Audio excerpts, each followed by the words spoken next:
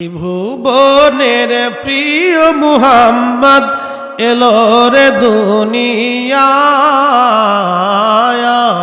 রে সাগর আকাশ বাতাস দেখবি যদি আয় রে সাগর আকাশ বাতাস দেখবি যদি ধুলির ধারা বেহেশত আজ জয় করিল দিল রে লাজ আজকে খুশির ঢল নেমেছে ধূসর সাহারায়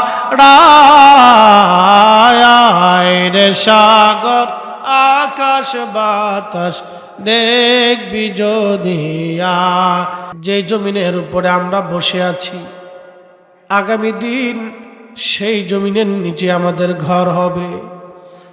একদিন মাটির ভিতরে হবে ঘর রে মন আমার কেন বান্ধ দালান ঘর। দুলালপুরবাসী মাইকের আওয়াজ যতদূর পর্যন্ত যায় আমার মা বোনেরা কথাগুলি ভালো করে শুনবেন। ভাইরা দূরে যারা আসি আমরা ভিতরে চলে আসি, কাছে কাছে এসে বসি, কথা শুনি। এই জমিনের বহু মানুষ আজ মাটির নিচে ঘুমায় গেল, মাটির নিচে তারা হারিয়ে গেল, কোনোদিন আর তারা ফিরে আসে নাই। এমন দিন আসবে একদিন আমরাও কবরে চলে যাব, কোনোদিন আর আমরা ফিরে আসব না, ঠিক কিনা? বিশ্ববিখ্যাত বাদশা ছিলেন, বাদশার নাম হারুন রশিদ রহমাতুল্লাহ আলাইহি। এত বড় বাদশা ছিলেন হারুন রশিদ। আল্লাহ উনি একদিন গোরস্থানের পাশ দিয়ে যাচ্ছিলেন, যাওয়ার সময় লক্ষ্য করলেন ওই এলাকার একজন পাগল ছিল যার মাজুব ছিল, তার নাম বাহালুল পাগলা। গোরস্থানের পাশ দিয়ে যাওয়ার সময় বাহালুল হারুন রশিদরে ডাকতেছে, পাগল দাঁড়াও, এ পাগল দাঁড়াও। হারুন রশিদ ডাক দিয়া কয়, বাহালুল রে আমি পাগল না তুমি পাগল। তো বাহালুল পাগলা, এই বাহালুল পাগলা ডাক দিছে, এ পাগল, হে পাগল,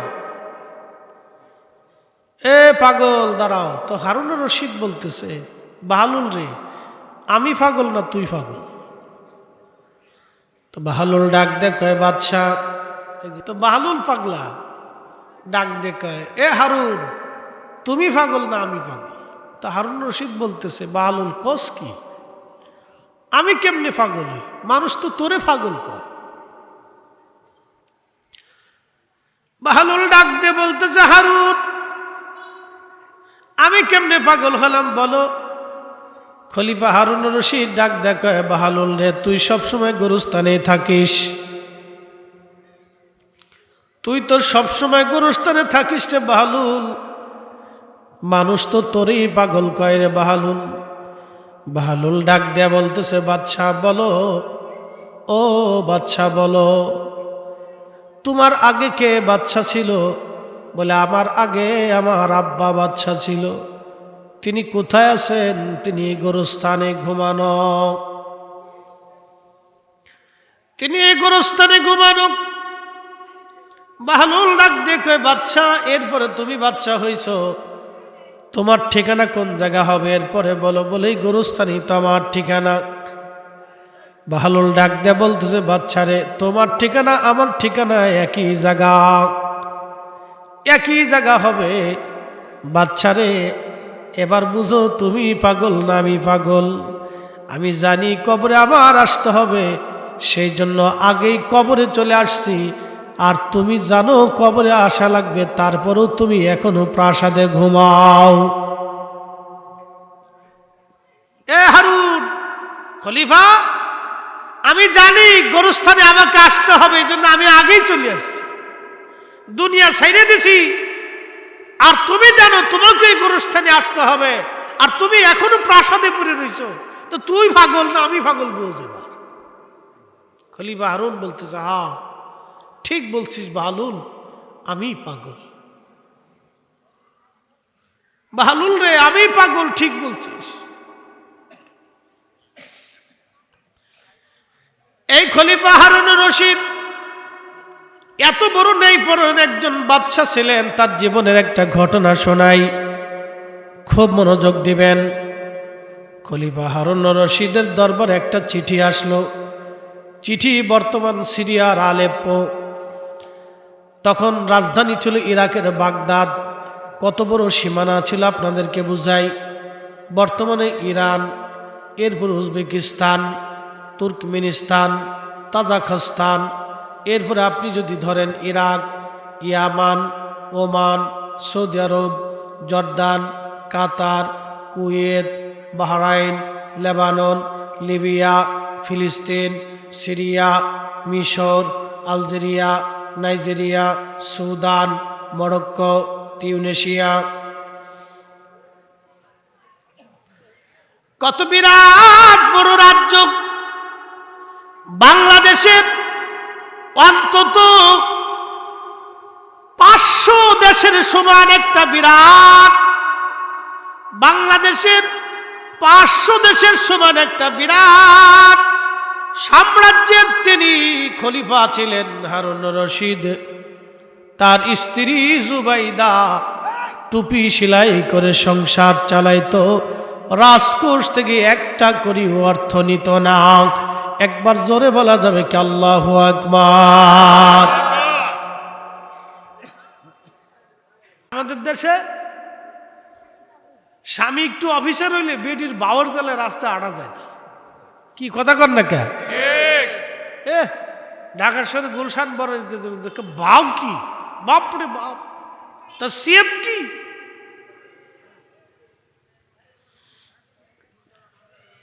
বিরাট এই পৃথিবীর সাম্রাজ্যের বাদশার বিবি টুপি সেলাই করে সংসার চালায়। একসাথে বলা যাবে কি আল্লাহু আকবার। কোরআনে আমার আল্লাহ বলতেছেন, ইন্নাল্লাহা ইয়ামুরু বিল আদলি ওয়াল ইহসানি ওয়া ইতাইযিল কুরবা ওয়া ইয়ানহা আনিল ফাহশাই ওয়াল মুনকার ওয়াল বাগই ইয়াইদুকুম লাআল্লাকুম তাযাক্কারুন। আমি আমার যত পীর ভাই আছে সবাইকে অনুরোধ করব, নিজেরাও ভিতরে চলে আসবেন, অন্যদেরকেও ভিতরে আস্তে আস্তে বসায় দিবেন। আমি বাদশা জুবাইদার কথা বলতেছিলাম। যদি কোনোদিন হেরেমে যান, মক্কাতে যান, তাহলে আপনারা দেখবেন নহরে জুবাইদা আছে। নহরে জুবাইদা, নহরে জুবাইদা। এই বাচ্চাদেরকে ডান পাশ থেকে এ পাশে একটু ভলেন্টিয়ার দেন তো। এই ডান দিকে একটু স্টেজের পিছনে একটা ভলেন্টিয়ার দাঁড়া করে দিবেন। খালি হাতে দিন না, একটু বাটাম দিয়ে দিন সাথে। হ্যাঁ, ওরা সারপ্রাইজ দিয়ে ঘুরতেছে, ওদের কাছে আজকে মনে হয়েছে ঈদের আনন্দ, বুঝছেন না? লটপটি চটপটি বাদাম সানাসুর আবিজাবি খাইব আর কি, আর খালি ঘুরবো। না না, এখানে না, এখানে না, এখানে না, আপনার ওই সারপ্রাইজ দিয়ে মারতেই থাকে, এখানে না। না ঠিক আছে, এ প্রথম কাতারে এসে বসে হয়েছে। মারহাবা বলবেন না? আমরা যদিও মনে করি সে পাগল, সে পাগল না তো, সে বুদ্ধিমান। একসাথে বলি আল্লাহু আকবার। আল্লাহু আকবার। নহরে জুবাইদা, নহরের নাম কি? জুবাইদা। নহরের নাম জুবাইদা। খলিফা হারুন রশিদের স্ত্রী, তিনি হজ করার জন্য আসলেন। হজে আসার পরে তিনি লক্ষ্য করলেন যে হাজিদের পানির বড় কষ্ট হয়, অনেক কষ্ট হয়। তিনি তৎকালীন জামানার পৃথিবীর বড় বড় ইঞ্জিনিয়ার যারা আছে তাদেরকে ডাকলেন। ডেকে বললেন, আমি স্থায়ীভাবে চেয়ারম্যান সাহেব আসছে না, আমরা সকলে বলি মারহাবা, নারে তাকবীর, নারে রিসালাত, চেয়ারম্যান সাহেবের আগমন।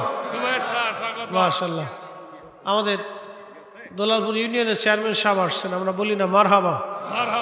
দেখ আলহামদুলিল্লাহ। এই চেয়ারটা দেও না আগে, ভালো আগে দাও, আগে দাও, পরে আর টাইনে লইয়ে নে, তোমরা একটু কষ্ট করো। হ্যাঁ পাশে দিয়ে বসো, বসো,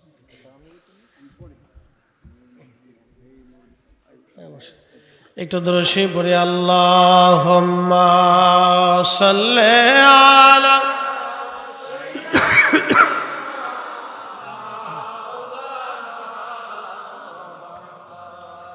وعلى آل سيدنا।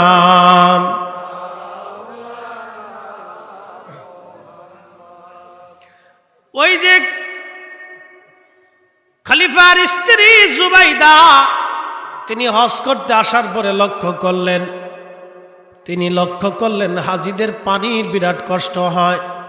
পৃথিবীর বড় বড় ইঞ্জিনিয়ার ডাক দিলেন, ডেকে এনে একটা স্থায়ী ঝর্ণা থেকে তিনি পাহাড় থেকে একটা নহর টেনে অনেক কিলোমিটার, 10 থেকে 15, 20, 25 কিলোমিটার দূর থেকে পাহাড়ের পাশ দিয়ে দিয়ে দিয়ে দিয়ে দিয়ে নহর টেনে তিনি পানির ফোয়ারা একবারে আরাফা পর্যন্ত নিয়ে আসলেন।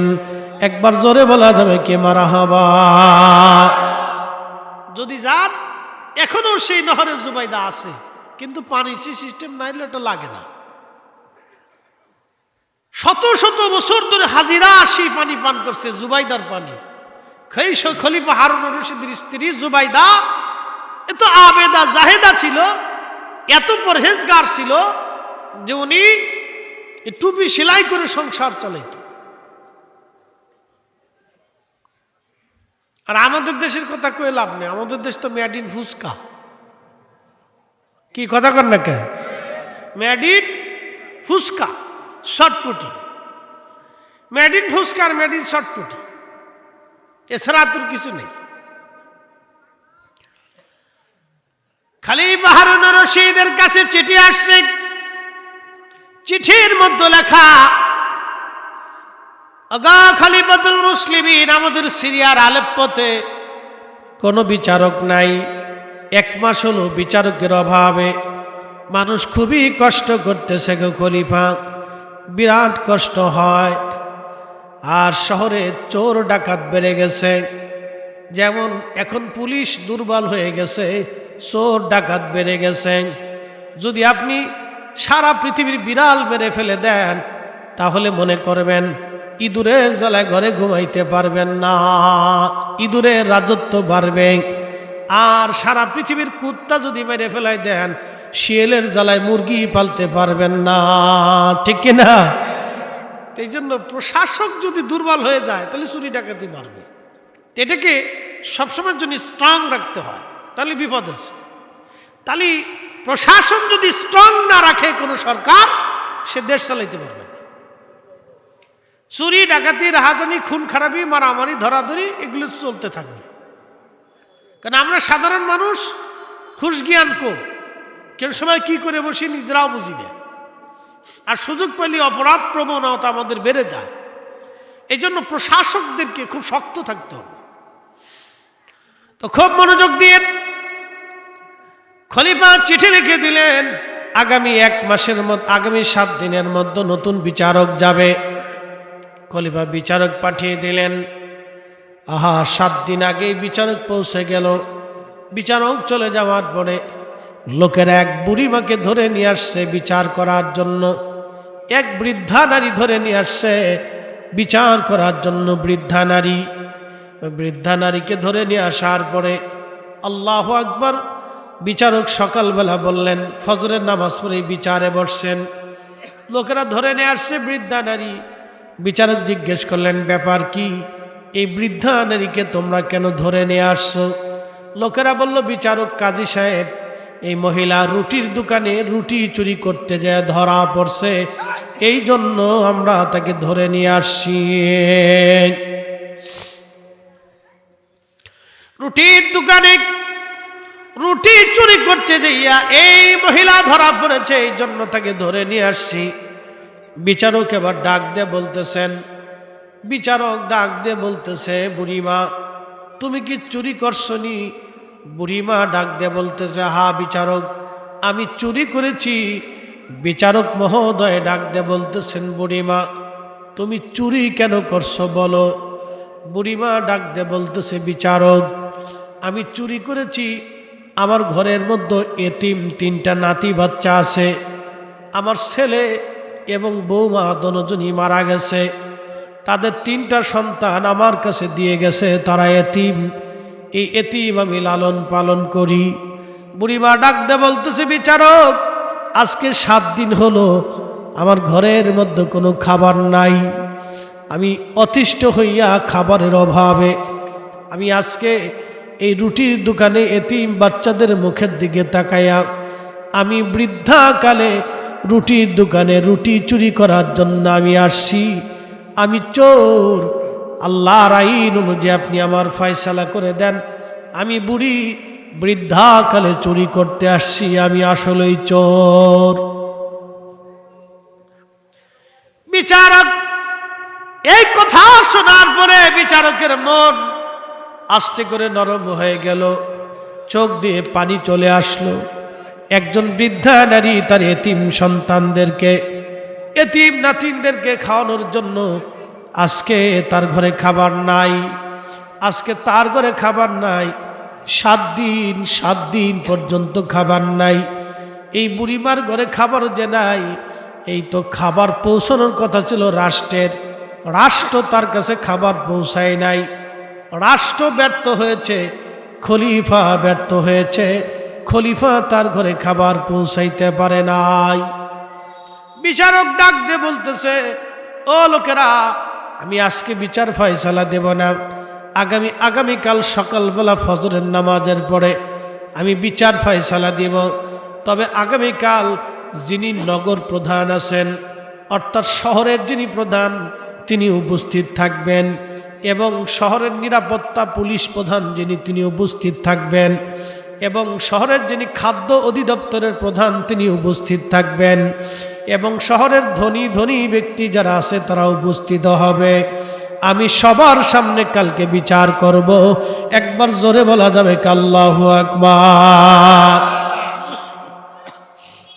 শোনেন, দুনিয়াতে যারা ন্যায় বিচার করে কিয়ামতের ময়দানে আল্লাহ তাদেরকে হযরত ওমরের পিছনে দাঁড় করাই দিবে, সুবহানাল্লাহ, এবং তাদেরকে আল্লাহ আরশে মুআল্লার নিচে জায়গা করে দিবে। সুবহানাল্লাহ, একসাথে জোরে বলেন সুবহানাল্লাহ। যারা দুনিয়াতে ন্যায় বিচার করে মেশরের মাঠে আল্লাহ তাদেরকে আরশে মুআল্লার নিচে জায়গা করে দিবে। দুনিয়ার যত মুয়াজ্জিন আছে সবাইকে আল্লাহ হযরত বেলালের পিছনে হাসরের মাঠে দাঁড় করাই দিবে। দুনিয়ার যত কারি আছে কিয়ামতের ময়দানে আল্লাহ রাব্বুল আলামিন হযরত উবাই ইবনে কাব রাদিয়াল্লাহু আনহুর পিছনে দাঁড়া করাই দিবে। দুনিয়াতে যত বীর যোদ্ধা আছে হযরত আলী রাদিয়াল্লাহু আনহুর পিছনে সবাইকে দাঁড়া করাই দিবে। দুনিয়ার যত দানশীল আছে কিয়ামতের ময়দানে হযরত উসমান রাদিয়াল্লাহু আনহুর পিছনে দাঁড়া করাই দিবে। বুঝতে কি কোনো অসুবিধা হচ্ছে? বুঝে যাবেন, খুবই মনোযোগ দিবেন। হাজারাতে বিচারক সেই দিন বলতেছিলেন আগামীকাল সকালবেলা আমি বিচার করব, কিন্তু উপস্থিত থাকা লাগবে নগর প্রধান, পুলিশ প্রধান, খাদ্য অধিদপ্তরের যিনি তিনি প্রধান, আর শহরের ধনী ধনী ব্যক্তি যারা আছে সবাইকে উপস্থিত হতে হবে। সকালবেলা আমি বিচার ফয়সালা করব, আমি সকালে বিচার করব। পরের দিন সকালবেলা সবাই উপস্থিত হলো। বিচারকের ফরমান, আপনারা জানেন জেলার যিনি প্রধান তিনি কিন্তু জেলার জজ, ডিসির উপরে তার মর্যাদা, এসপির উপরে তার মর্যাদা। জেলা জজ যিনি তিনি কিন্তু জেলা প্রধান, জেলার তিনি মেন আর কি। ডিসির উপরে তার মর্যাদা, এসপির উপরেও তার মর্যাদা, জেলা জজ। তো বিচারক তো তিনি প্রধান, তিনি সকালবেলা হুকুম দিলেন সবাইকে আসার জন্য। পরের দিন সবাই আসছে।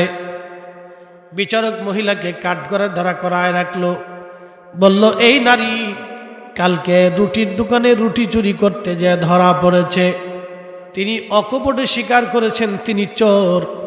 কিন্তু আমার বক্তব্য হলো এই বৃদ্ধাকালে একজন নারী কেন রুটির দোকানে রুটি চুরি করতে আসবে? কারণ কি? তাকে কে চোর বানাইল? কেন এই বৃদ্ধা নারী রুটির দোকানে রুটি চুরি করতে আসবে?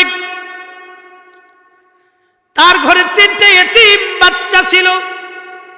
7 দিন তার ঘরের মধ্যে কোনো খাবার নাই। ক্ষুধার্তর কারণে সে বাধ্য হয়েছে রুটির দোকানে রুটি চুরি করার জন্য। এই রাষ্ট্র, এই খেলাফত যদি তার ঘরের মধ্যে খাবার পৌঁছাইতো, তাহলে এই বুড়ি মা চুরি করা লাগতো না। কথা বলেন ঠিক কিনা? যদি এই রাষ্ট্র, এই খেলাফত এই বুড়ির ঘরের মধ্যে খাবার পৌঁছাইতো ঠিক মতো, তাহলে এই বুড়ির চুরি করা লাগতো না। এই বুড়ির চুরি করা লাগে না। বিচারক বলতেছে তার অর্থ হলো তাকে চোর বানিয়েছে রাষ্ট্র। রাষ্ট্র তাকে চুরি করতে বাধ্য করেছে। রাষ্ট্র তাকে চুরি করতে বাধ্য করেছে। এই রাষ্ট্র তাকে চোর বানিয়েছে। অতএব খলিফাতুল মুসলিমিন হারুনুর রশিদ হলো প্রধান দায়ী। সে কেন এই বুড়িমার ঘরে খাবার পৌঁছাইল না? যেহেতু এই বুড়িমা তার খেলাফতের অধীনের ভিতরে আছে, অতএব হারুনুর রশিদ হলো প্রধান দায়ী। আর আমি বিচারক, যেহেতু খলিফার পক্ষ থেকে আমি বিচারক, অতএব আমি হাত পেতে দিলাম আমার হাতের মধ্যে যেন 20টা বেতের বাড়ি মারা হয়। খলিফার হাতের মধ্যে 20টা বেতের বাড়ি মারার কথা। আমি খলিফার প্রতিনিধি, আমার হাতের মধ্যে আগে 20টা বেতের বাড়ি মারো, এরপরে বাকি 20টা বেতের বাড়ি ওই যে যিনি নগর প্রধান আছেন, খলিফার পক্ষ থেকে যিনি নগরের প্রধান, তার দায়িত্ব ছিল কে খায় কে খায় না, তার প্রত্যেকটা অভুক্ত দরিদ্রর ঘরে খাবার পৌঁছানো। যেহেতু সে তার দায়িত্ব অবহেলা করেছে, অতএব তার হাতের মধ্যে 20টা বেতের বাড়ি মারা হোক। যিনি পুলিশ প্রধান, তার দায়িত্ব ছিল নিরাপত্তা দেওয়া। যেহেতু খলিফার পক্ষ থেকে সে নিরাপত্তা ঠিকমতো আদায় করে নাই, তার কাজ সে ঠিকমতো আদায় করতে পারে নাই, তার হাতের মধ্যে 20টা বেতের বাড়ি মারা হোক। খাদ্য অধিদপ্তরের যিনি ছিলেন, তার দায়িত্ব ছিল রাষ্ট্রের পক্ষ থেকে, খলিফার পক্ষ থেকে এই বুড়িমার ঘরের মধ্যে খাবার পৌঁছায় দেওয়া। যেহেতু খাদ্য অধিদপ্তরের প্রধান, তিনিও ঠিকমতো তার দায়িত্ব পালন করতে পারে নাই। অতএব খাদ্য অধিদপ্তরের যিনি প্রধান আছে, তার হাতের মধ্যে 20টা বেতের বাড়ি মারা হোক। একবার জোরে বলা যাবে কি আল্লাহু আকবার? কি বুঝলেন? বিচার। আর আমাদের দেশের বিচার সালিশ হয় চোখ টিভি দিয়ে। কি কথা কন না কা? ফোন দিয়ে আগে কয় চাচা ওই কাকির কাছে রেখে আসছি, আপনি কিন্তু ওই আমার দিকে একটু ধাক্কাই দিয়েন। কিন্তু বিচার হয় আমাদের দেশে চোখ টিভি দিয়ে বিচার হয়। কাকা আগে কয়ে আসে, কাকা আপনি কিন্তু আমার বিচারে থাকেন, আমার কিন্তু দেখেন, আমারটাই দেখেন। তো সবাই যার যার দল বাড়ি করে সবাই বিচারে চলে যায়। সবাই যার যার দলের পক্ষে সেই কথা কয়। কি কথা কন না কে? ন্যায় অন্যায় বুঝে না। যার যার দল, যার যার আত্মীয়, যার যার সন্তান, যার যার সব নিজের আপনজনের পক্ষ নিয়ে ঠেলাঠেলি ধাক্কাধাক্কি করে। এটা হয় বিচার। এগুলি বিচার না। কোরআন বলতেছে ইন্নাল্লাহ, আমি রব তোমাদেরকে হুকুম দিয়েছি, ইয়ামুরু বিল আদলি, দুনিয়াতে ন্যায় বিচার করবা, ন্যায় বিচার করবা। আমি আল্লাহ ন্যায় বিচারকারীকে পছন্দ করি। আমি রব নিজে ন্যায় বিচারক, আমি ন্যায় বিচারককে পছন্দ করি। দুনিয়াতে যারা ন্যায় বিচার করবে তাদের হাসর হবে ওমরের সাথে। দুনিয়াতে যারা অন্যায় বিচার করবে তাদের হাসর হবে ফেরাউন আর হামানের সাথে, নমরুদের সাথে। দুনিয়াতে যারা ন্যায় বিচার করবে তার হাসর হবে হযরত ওমরের সাথে। একসাথে বলা যাবে না মারহাবা? আমাদের দেশে উল্টা হয়ে গেছে। খুবই মনোযোগ দিয়ে বুঝতে কি কোনো অসুবিধা হচ্ছে আপনাদের? যারা আমরা রাস্তায় আসি বাহিরে আসি সবাইকে অনুরোধ করবো আমরা ভিতরে এসে বসি ভাই, একটু বসে কথা শুনি ইনশাআল্লাহ। দুরূদ শরীফ পড়ে আল্লাহুম্মা সাল্লি আলা মুরব্বী বাবা যারা আছেন বাহিরে সবাই চলে আসেন। ওয়ালা আলে সাইয়্যিদানা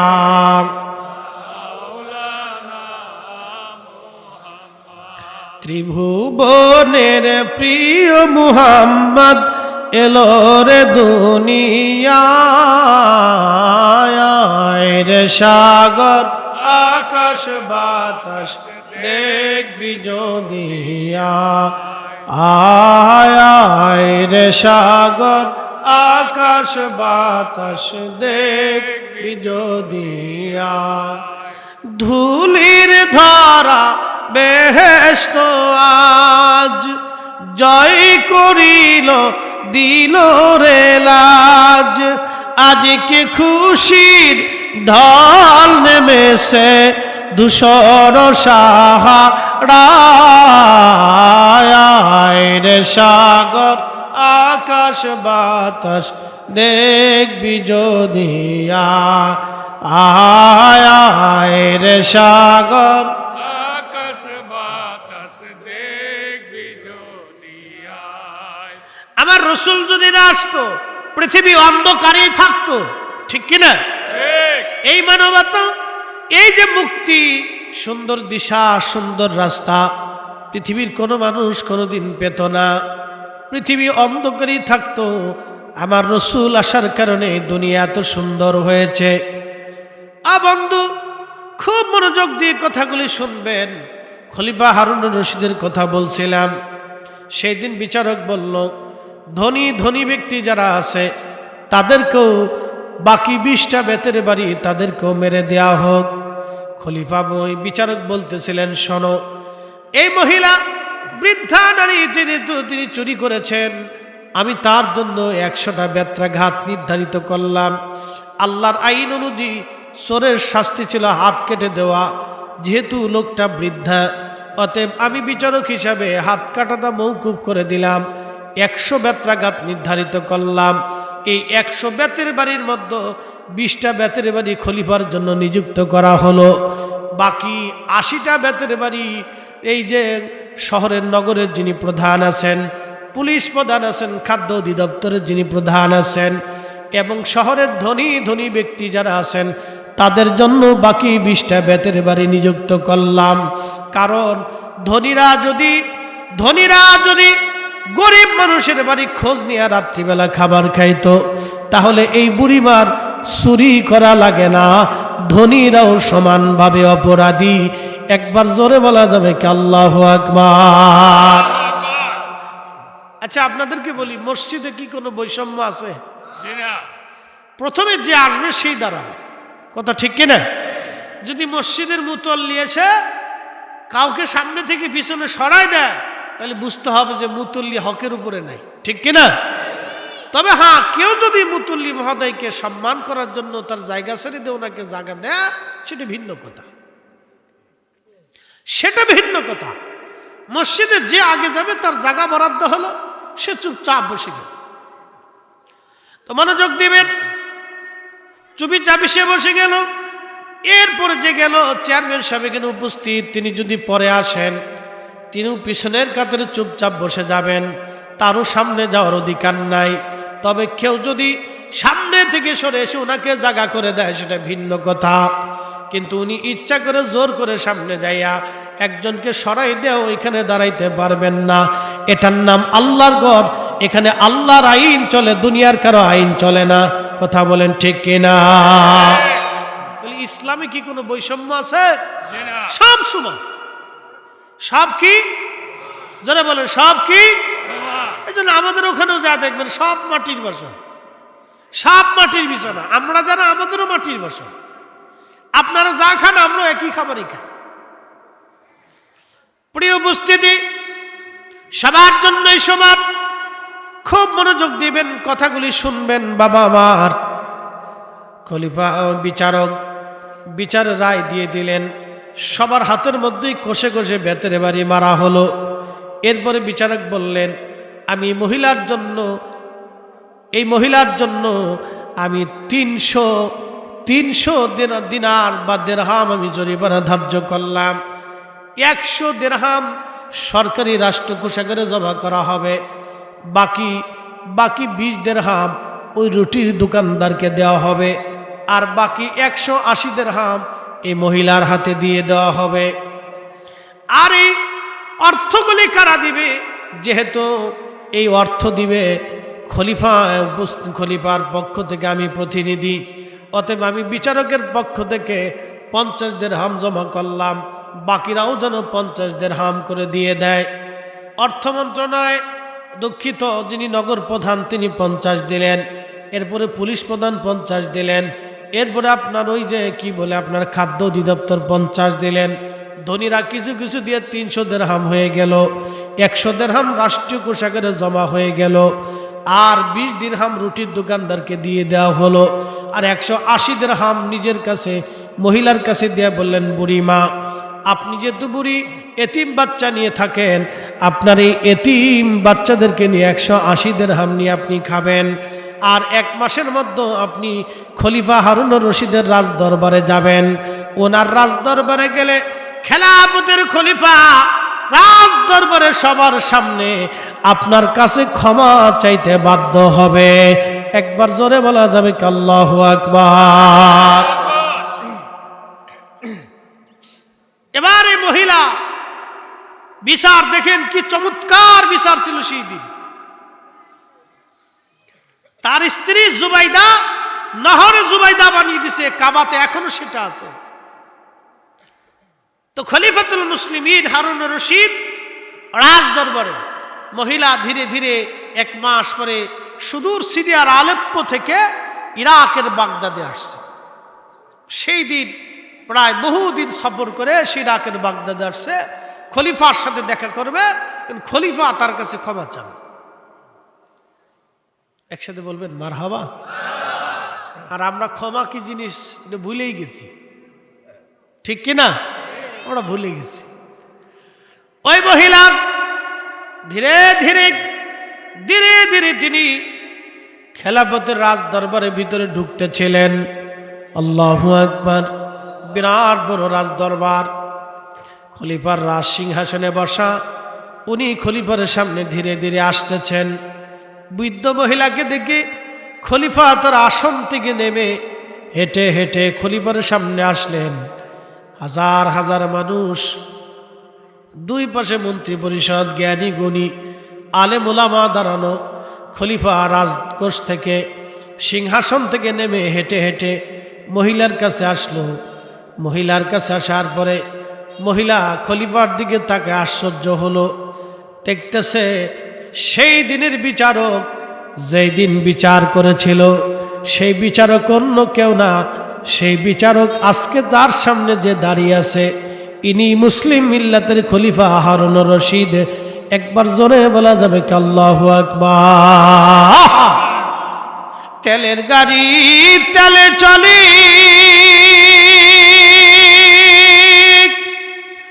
হাওয়ার গাড়ি হাওয়ায় উড়ে,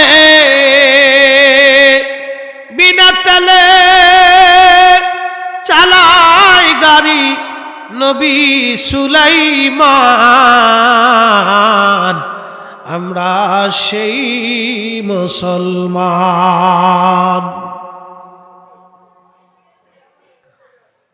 মহিলা আশ্চর্য হয়ে গেল, খলিফা সেই দিনের বিচারক আপনি? আজকের খলিফা বলে, হ্যাঁ বুড়িমা, আমি সেই দিনের বিচারক, আমি খলিফাতুল মুসলিমিন হারুনুর রশিদ। মারে তুমি 7টা দিন নাতি নিয়ে ক্ষুধার্ত ছিলে রে মা। আমি সেই দিন বিচার ফয়সালা করেছিলাম, আমি খলিফাতুল মুসলিমিন হিসেবে বিচার করেছিলাম, কিন্তু আজ তোমাকে এখানে কেন ডেকে আনলাম? রাজ দরবারে প্রকাশ্য মানুষের সামনে আমি তোমার কাছে ক্ষমা চাবো এই জন্য। বুড়িমারে, আমি এই মিল্লাতের খলিফা, আমি মুসলিম মিল্লাতের খলিফা। পৃথিবীর বিরাট সাম্রাজ্যের মালিক আমি, বুড়িমা। কিন্তু কিয়ামতের ময়দানে আল্লাহর আদালত বসবে। আল্লাহর আদালতে আমি সেই দিন আসামি হয়ে যাব। যদিও আমি বিরাট মিল্লাতের খলিফা, বিরাট সাম্রাজ্যের খলিফা, কিন্তু আমার মহান মালিক আল্লাহর আদালতে আমি কিছুই না। আমি সেই দিন আসামি হয়ে যাব। তুমি বুড়িমা কিয়ামতের ময়দানে যদি আল্লাহর আদালতে বিচার ডাক দাও যে আল্লাহ আমি 7 দিন ক্ষুধার্ত ছিলাম, আমার এতিম নাতি সন্তানরা ক্ষুধার্ত ছিল, আল্লাহ রাষ্ট্রের খলিফা হারুন রশিদ এত বড় খলিফা হওয়ার সত্ত্বেও সে আমার ক্ষুধার দিকে তাকায় নাই, আমার দরিদ্রতার দিকে তাকায় নাই, আমার এতিম নাতি সন্তানরা ক্ষুধার্ত ছিল, আমার খলিফা আমার ঘরে খাবার পৌঁছায় নাই। আল্লাহ আজকে হাসরের ময়দানে খলিফার বিরুদ্ধে তো দুনিয়াতে কোনো আদালতে বিচার দিতে পারি নাই, আমি গরিব ছিলাম। আল্লাহ আজকে তোমার আদালত আমি বিচার চাইলাম। বুড়িমারে হাসরের ময়দানে তুমি যদি একবার বিচার আশা করো, বিচার দাবি করো রে বুড়িমা, আল্লাহর আদালতে আমি আসামি হয়ে যাব। বুড়িমারে আমি হারুন রশিদের জিন্দেগি ধ্বংস হয়ে যাবে সেই দিন। ও বুড়িমা, আমি তোমার রাজ দরবারে ডাকছি, সবার সামনে ক্ষমা চাইতেছি। বুড়িমা কিয়ামতের ময়দানে আল্লাহর আদালতে তুমি আমার নামে বিচার কর চাইবা না? বলো সবার সামনে তুমি আমারে মাফ করছনি, আমারে ক্ষমা করছনি রে বুড়িমা। আর বলে দাও সবার সামনে কিয়ামতের ময়দানে তুমি আমার বিরুদ্ধে মামলা করতে মামলা করবা না। চিৎকার মেরে জোরে বলেন আল্লাহু আকবার। এই মুসলিম কোথায় পাবেন আপনি? কোথায় পাবেন এই মুসলিম শাসক আপনি? তেলের গাড়ি তেলে চলে, হাওয়ার গাড়ি হাওয়ায় উড়ে, বিনা তেলে চালাই গাড়ি নবী সুলাইমান।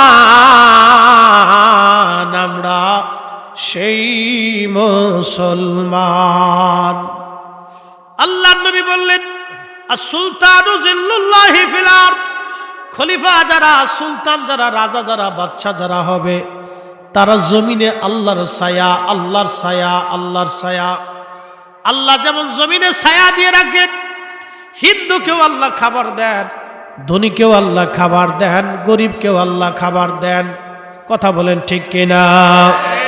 ধনীকেও আল্লাহ খাবার দেন, গরিবরেও আল্লাহ খাবার দেন, হিন্দুরেও আল্লাহ খাবার দেন, বৌদ্ধরেও আল্লাহ দেন, খ্রিস্টানরাও আল্লাহ দেন, অন্ধরেও আল্লাহ দেন, চোরেরও আল্লাহ দেন, ডাকাতরেও আল্লাহ দেন, সবাইকে আল্লাহ খাবার দেন। আল্লাহ জমিনের সবাইকে যেমন ছায়া দিয়ে রাখেন, আবার সবার বিচার ফয়সালাও আল্লাহ করেন।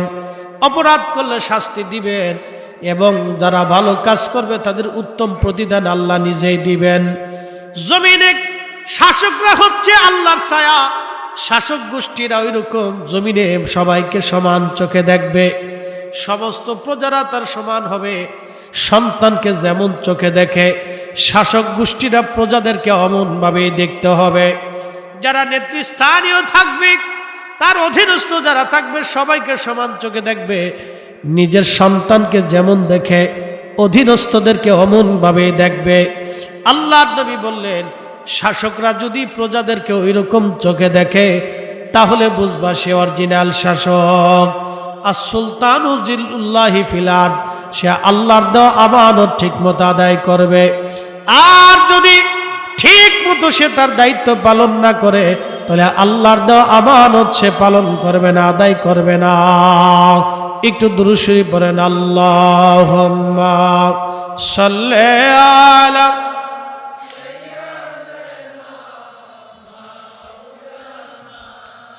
মুহাম্মাদ ওয়া আলা আলি সাইয়্যিদিনা।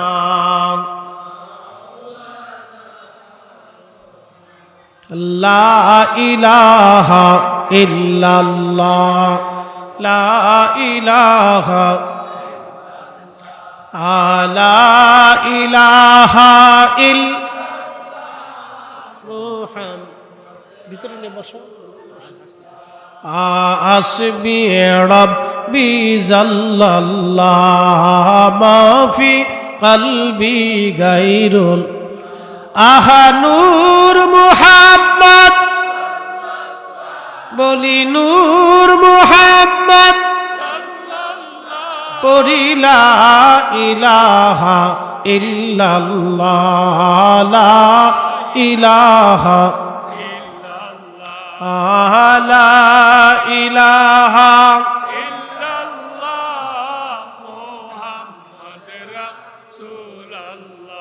বন্ধুগণ কুরআনুল কারীমে আমার আল্লাহ বলেন ইন্নাল্লাহা ইয়ামুরু বিল আদলি ওয়াল ইহসান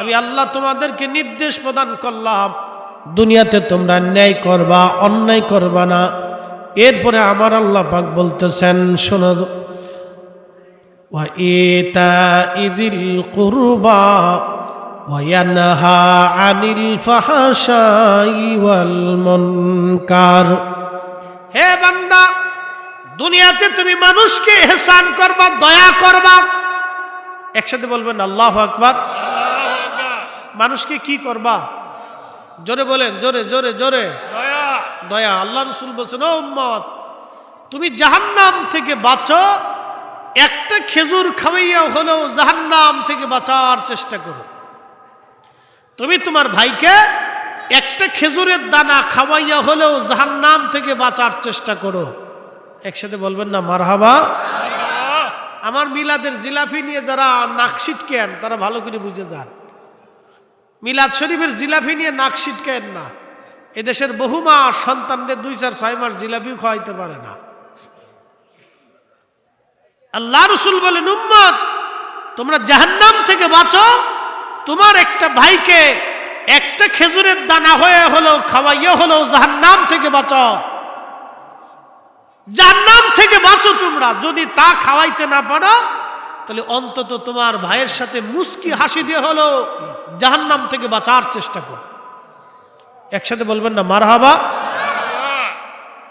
এই জন্য আপনারা তাবারক খাওয়াবেন মিলাদের পরে খাওয়ান ফাতিহার পরে খাওয়ান এরপরে মাহফিলের পরে খাওয়াবেন এগুলো বরকতের কাজ আর কেউ যদি মনে করে যে না এগুলি খাওয়ায় কি হবে তাহলে এটা ভুল ধারণা কি হবে এই কথা তো আপনার বলার অধিকার নেই এখন আল্লাহ যদি জিজ্ঞেস করে বান্দা তোরে খাওয়ায় আমার কি হবে তোমার যদি রিজিক বন্ধ করে দেয় তখন তো তুমি কান্নাকাটি করবা হ্যাঁ খাওয়ায় কি হবে এই কথা বলা যাবে না কোরআন শরীফ আল্লাহ বলছেন ফামান ইয়ামাল মিসকাল যাররাতিন খায়রান ইয়ারা ওয়া মান ইয়ামাল মিসকাল যাররাতিন শাররান ইয়ারা অনুপরিমাণ আমার দিকে তাকান এই মাসালাটা ভুলে যাবেন আল্লাহর কোরআনের ফয়সালা অনুপরিমাণ নেক কাজ যদি তুমি করো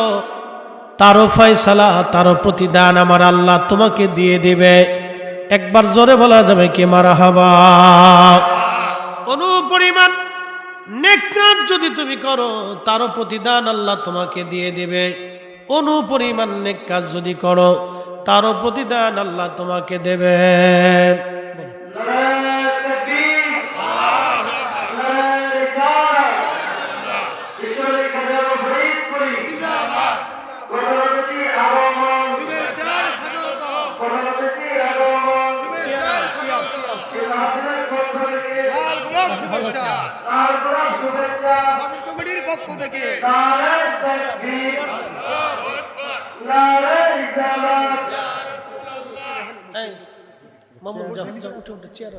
চেয়ার আনেন প্রধান অতিথি দাঁড়ায় থাকবো আচ্ছা আমরা দুরূদ পড়ি আল্লাহুম্মা সাল্লি আলা কয়েকটা চেয়ার এনে রাখেন মেহমান যারা আছে তাদেরকে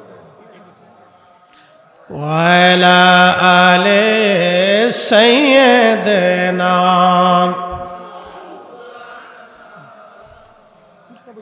আমরা সকলে বলি আলহামদুলিল্লাহ।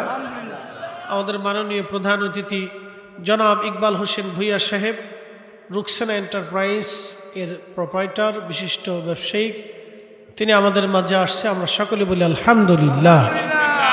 যেহেতু আমাদের এই একটা প্রতিষ্ঠানকে মহব্বত করে চেয়ারম্যান সাহেবও আসছেন, আমাদের সম্মানিত প্রধান অতিথি সাহেব জনাব ইকবাল হোসেন ভূঁইয়া সাহেব তিনিও আসছেন।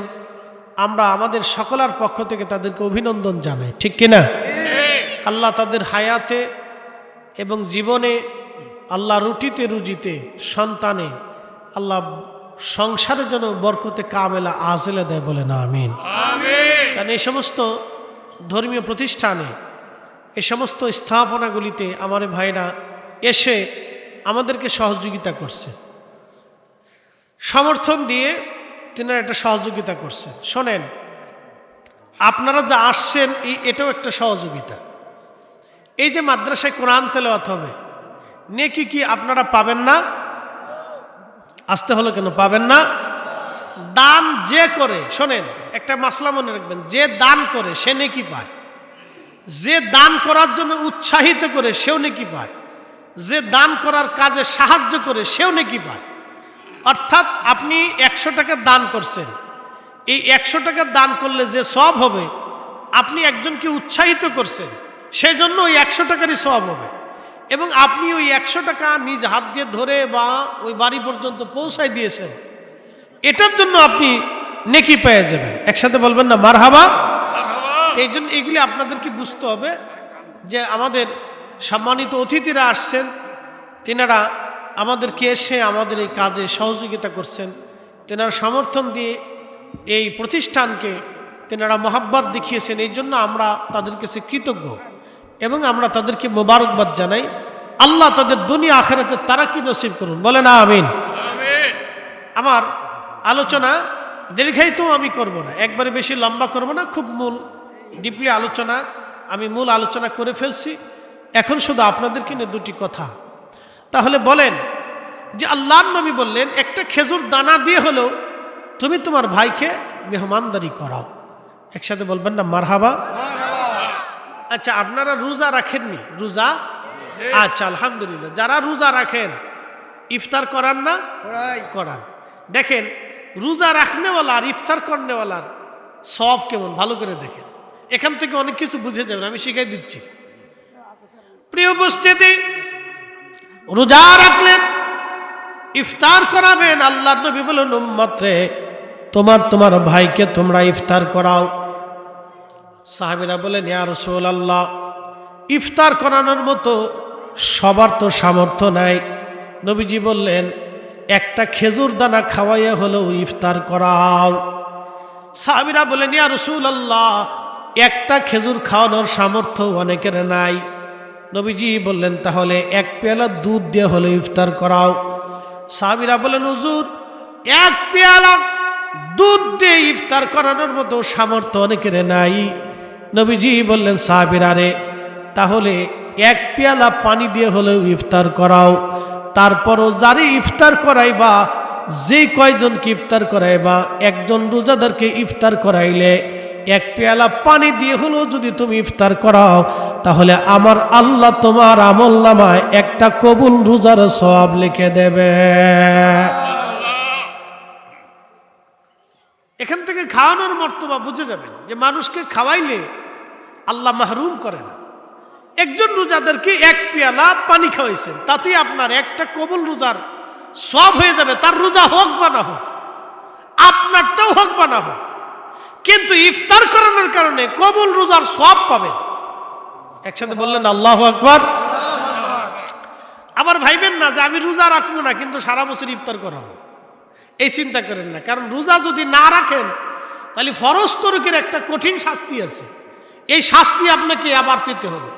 এই জন্য নিজে রোজা রাখবেন, রোজাদারকে ইফতার করাবেন। তা আল্লাহর নবীর সাহাবীরা বলতেছেন ইয়া রাসূলুল্লাহ, তাহলে 1 পেয়ালা পানি পান করানো যায়? নবী বললেন সাহাবীরা, যদি তোমাদের সামর্থ্য থাকে তাহলে পেট পুড়াইয়া রোজাদারকে যদি তোমরা খাওয়াইতে পারো তৃপ্তির সাথে, তাহলে কিয়ামতের ময়দানে আমি নবী তোমাদেরকে হাউজে কাউসারের পানি পান করাইয়া তোমাদের আত্মতৃপ্তি করাই দেব।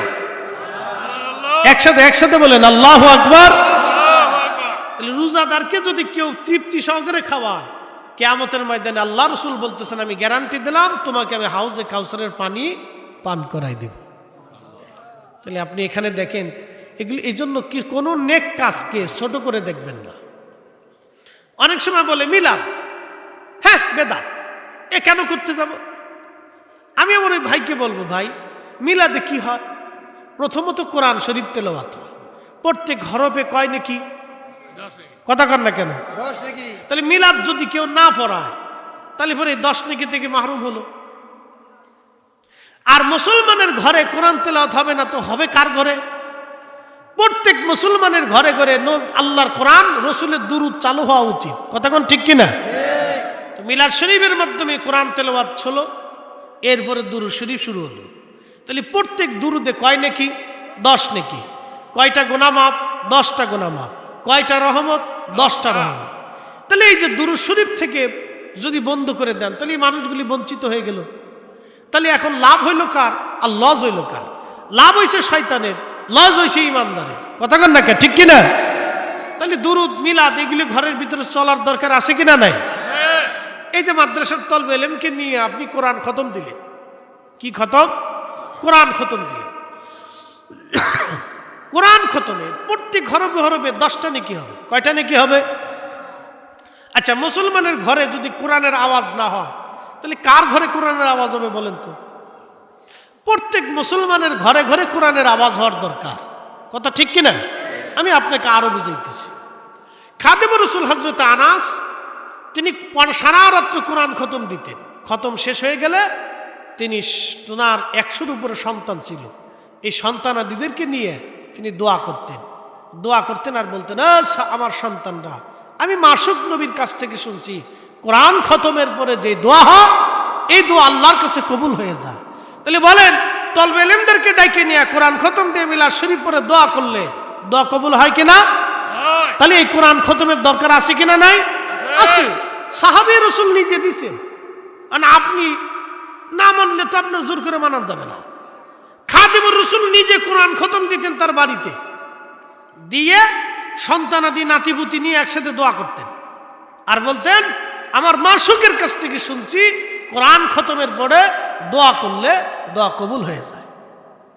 এই জন্য কোনো নেকের কাজকে ছোট করে দেখার সুযোগ নাই। কথা ঠিক কিনা? এই যে ওনারা আসছেন এটা সহযোগিতা, এটা সহযোগিতা। তো ওনাদেরকে যারা উদ্বুদ্ধ করছেন ওনারা টাকা দিয়ে যে সওয়াব পাবেন, ওনাদেরকে যারা উদ্বুদ্ধ করছেন তারা একই সওয়াব পাবে। এবং আপনারা যারা আসছেন ওনাদেরকে উদ্বুদ্ধ করতেছেন তাহলে আপনারাও নেকি পেয়ে যাবেন। একসাথে বলা যাবে না সুবহানাল্লাহ? এই যে নেকের আল্লাহ কোন বান্দাকে মাহরুম করে না। আমার কথায় যদি একটা লোক দান করে তাহলে আপনি 100 টাকা দান করলে যে সওয়াব হবে আমিও 100 টাকার সওয়াব পাবো। শুধু আমি পাবো না, এই কমিটির সবাই পাবে। শুধু কমিটি পাবে না, আপনারা যে মারহাবা বলছেন এই মারহাবাতে আপনারও 100 টাকার সওয়াব হবে। কে আসতে হয়ে গেল না সুবহানাল্লাহটা? আল্লাহর কাছে কি অভাব পড়ছে মনে হয় না? যে আল্লাহ কিপটিমি করে দিবে না। না, আল্লাহ দিতে চায়, বান্দা নিতে চায় না। আল্লাহ দিতে চায়, বান্দা নিতে চায় না। আমার শেষ কথা, আমরা সবাই ফিরে যাব কার কাছে? আল্লাহর কাছে। মেহমানরা আসছেন, ওনারা সালাম বিনিময় করবেন। তা আমরা ফিরে যাব কার কাছে? আল্লাহর কাছে। ছিলাম কার কাছে? আল্লাহর কাছে। আমাদের জীবনের হিসাব কি আল্লাহর কাছে দেওয়া লাগবে না? লাগবে, দিতে হবে। আমাদের সম্পদের হিসাব কি দেওয়া লাগবে না? আচ্ছা, একটা আম গাছে থেকে 50 বছর আম কে দেয়? আল্লাহ। জীববিজ্ঞান দেয় নাকি? তা দেয় কে? আল্লাহ। আপনার 3 কেজি ধান ছিটাইলে 20-25 মণ ধান ঘরে আসে, দেয় কে? আল্লাহ দেয়। আপনাকে বুঝতে হবে দানের বিনিময়ে কোনো বান্দা মাহরুম হয় না, কোনো বান্দাকে মাহরুম করে না। দান করলে আল্লাহ বালা, অ্যাক্সিডেন্ট, দুর্ঘটনা এগুলি থেকে, আপনি রাস্তা দিয়ে যাবেন, যাওয়ার সময় আপনার অ্যাক্সিডেন্টে আপনার অনেক বড় ক্ষতি হবে, অনেক বড় ক্ষতি হবে। দান করার কারণে আল্লাহ ওই অ্যাক্সিডেন্ট থেকে আপনাকে বাঁচাই দেবে। সুবহানাল্লাহ বলা যাবে না? অ্যাক্সিডেন্ট থেকে আল্লাহ আপনাকে বাঁচাই দেবে। এই জন্য দান কোনো বান্দাকে ছোট করে না, দান বান্দাকে মহৎ করে, সম্মানিত করে। এই জন্য যারা অধিক পরিমাণে দান করে আল্লাহ তাদের সম্মানকে দুনিয়াতে বাড়ায় দেয়, আখেরাতে তো বাড়াবেই, দুনিয়াতেও আল্লাহ তাদের সম্মানকে বাড়ায় দেয়। এই জন্য আমরা দান থেকে দূরে থাকব না, দানে আমরা প্রতিযোগিতা করব, দানে আমরা প্রতিযোগিতা করব। মাশাআল্লাহ, নারে তাকবীর, নারে রিসালাত।